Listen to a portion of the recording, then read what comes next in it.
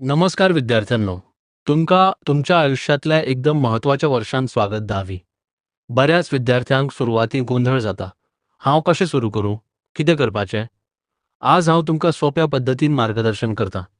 पयलें घाबरूं नाकात. 10वी म्हत्वाची आसा, पण योग्य प्लॅनिंग केल्यार ती सोपी जावंक शकता. दुसरें, तुमचो अभ्यासक्रम सिलेबस समजून घ्या.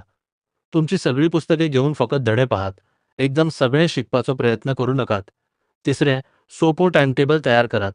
दररोज 2-3 विशय अभ्यास करात. मॅथ्स आणि सायन्स कडेन जास्त लक्ष दियात. चौथें, मूळ गोष्टी बेसिक्स मजबूत करात. बेसिक्स मजबूत असल्यार सगळो अभ्यास सोपो जाता. पाचवें, पहिल्या दिवसापासून सुरू करात.